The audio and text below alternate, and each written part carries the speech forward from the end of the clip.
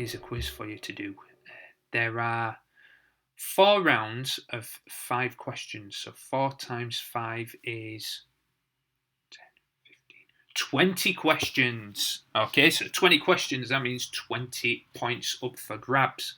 If you want to take part in this quiz, all you need is a piece of paper, just a scrap or a post-it or anything, and a pen or a pencil. Okay, and you need to write down your answers. If you want any extra time, obviously just pause the video. You can play it however you want. You can play it with a little team, maybe with your mum and dad, maybe against them, maybe against your brother and sister. However you want to do it, it's up to you.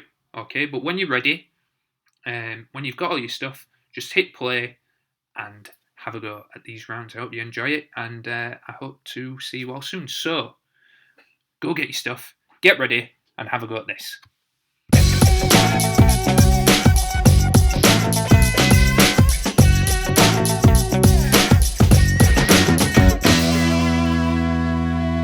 So, round 1 is called Whose Hair?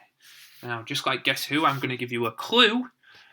This time it's going to be the person's hair, and you have to guess who that person is. So, question 1. Whose hair is this? Brown, spiky hair. Who could that be? That is question 1. Question 2. Who's this? She's got a lovely headband there. A nice pink tuft. But who is it? That is question 2. Question 3. Whose hair is this? Look at the colour. Look at the colour of his skin. Might have seen him on the news. He's not a doctor. But who is he? Question 4. Whose hair is this? If you're not sure about the hair, have a look behind. Lots of gold frames. That could be a clue. Must be rich. Give you another clue. She usually wears hats.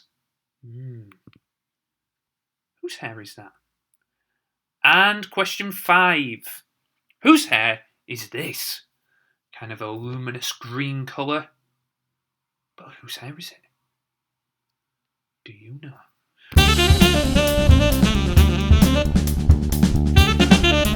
So, the answer to question number 1 was, of course, Ryder from Paw Patrol. My favourite of all the people in Paw Patrol. The answer to question 2 was Poppy from Trolls and Trolls World Tour and all that stuff. The answer to question 3, did you get it? It was President Donald Trump. Nobody else has that kind of haircut. Question 4, the answer was, of course, Her Royal Highness Queen Elizabeth II. And finally, the last one, question 5, the answer was, of course, Billie Eilish. Look at her there with all her trophies. Right then, time for round 2. And round 2 is just called General Knowledge. So see what you know. Hopefully it'll get you thinking like this little boy here, stroking your chinny chin chins, seeing what you can remember. So, question 1. What is the name of Mrs. Fulsham's dog? And you'll see him pretty much every day. But what is that dog called? That's question 1. Question 2. Oh, who was paying attention on my video last time? What is the name of this bird? A little black and white bird. But what's it called? Question 3. Who likes marmalade sandwiches and comes from deepest, darkest Peru? So which character is that? They like marmalade sandwiches. Sometimes he keeps them in his hat. And he comes from deepest, darkest Peru. Question number 4. Ooh, yummy, yum, yum. Where does spaghetti come from? I know you buy it in the shops, but I mean, which country does spaghetti come from? Okay, and the final question is, who was the first person to walk on the moon? That's the last question. Question number 5. Who was the first person to walk on the moon?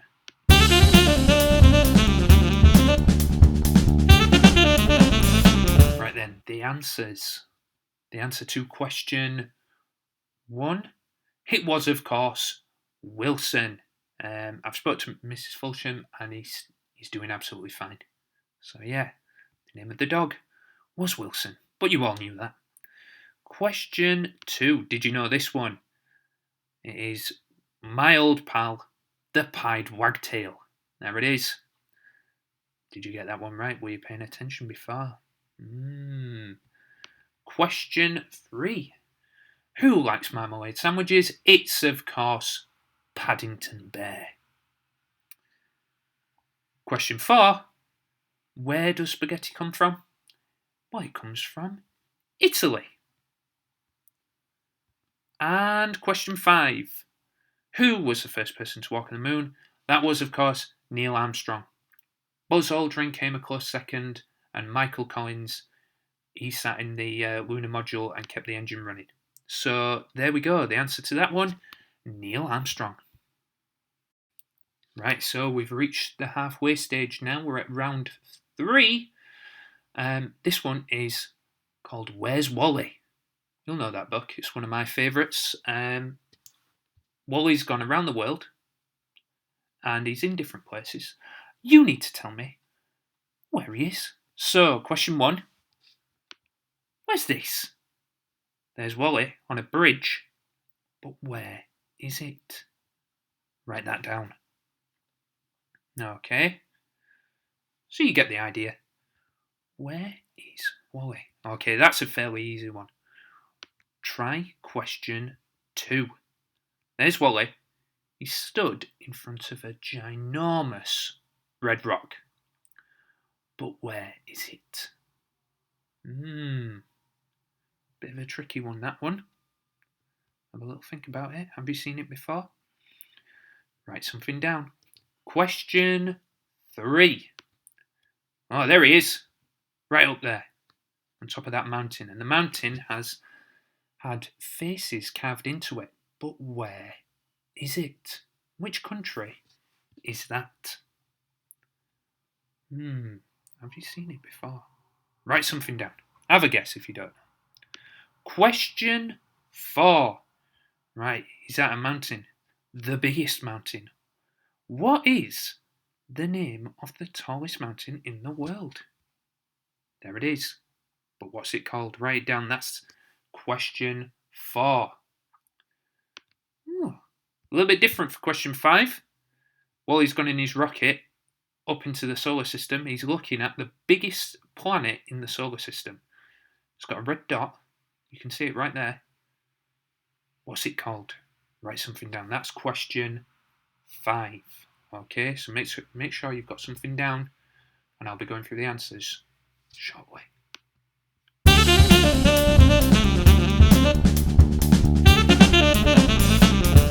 The answer to question 1 was, of course, London.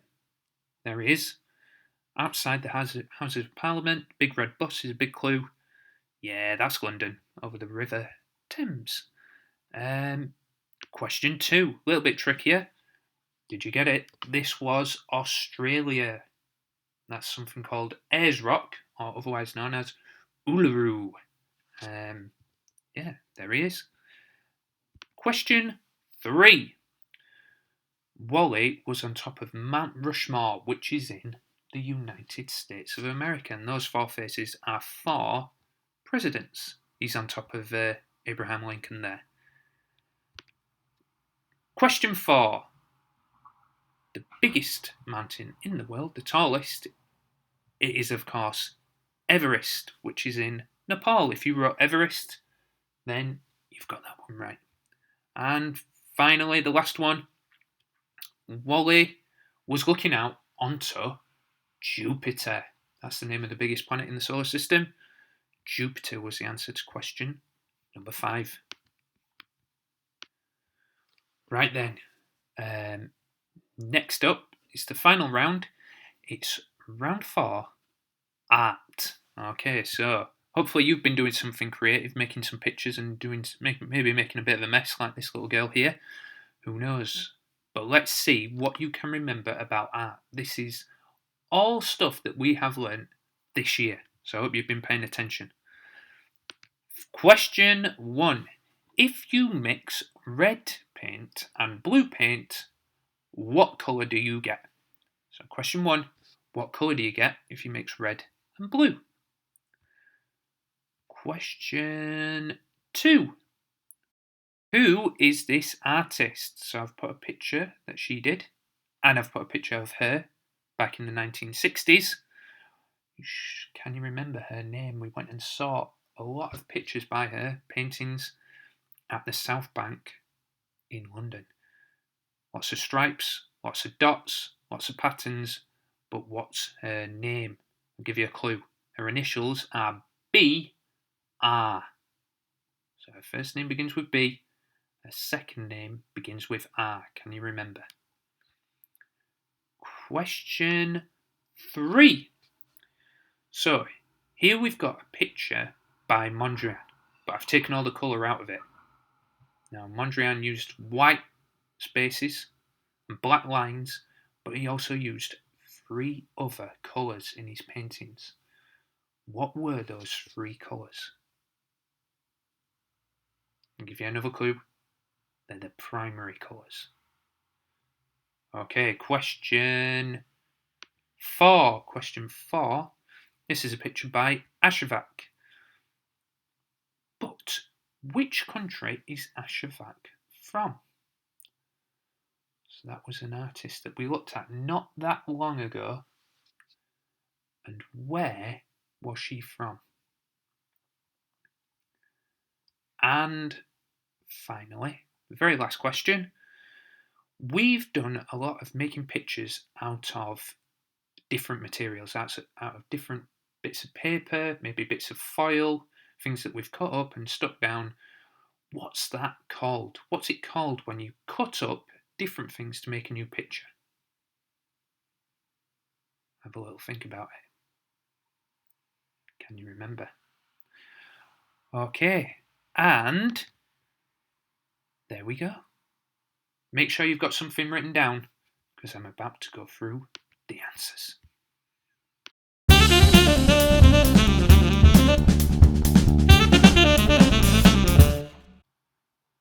Right then, the answer to question 1, if you mix red and blue, you get purple. Yeah, I thought you'd get that one. Red and blue mixed together, you get purple. Did you get question 2? The lady who was the artist who we went to see was Bridget Riley. So if you wrote Bridget Riley, very well done. That's really good memory. Question 3. Which colours did Mondrian use? He used red, blue, and yellow. Did you remember? Okay, question 4. Ashevak is an Inuit artist and she lived in Canada. In fact, some of her artwork has been used on stamps and different designs and even on the money in Canada. So it appears on some of the Canadian dollars. And the last question, what is the French term for when you cut and stick paper to make a picture? That is a collage. Okay? So that's the last answer. It's a collage. So there we go. Hope you did well. Hope you had some fun. Let me know what you found easy, what you found tricky. Did you get full marks? Did you? And I hope to see you all soon. So take care. Bye bye.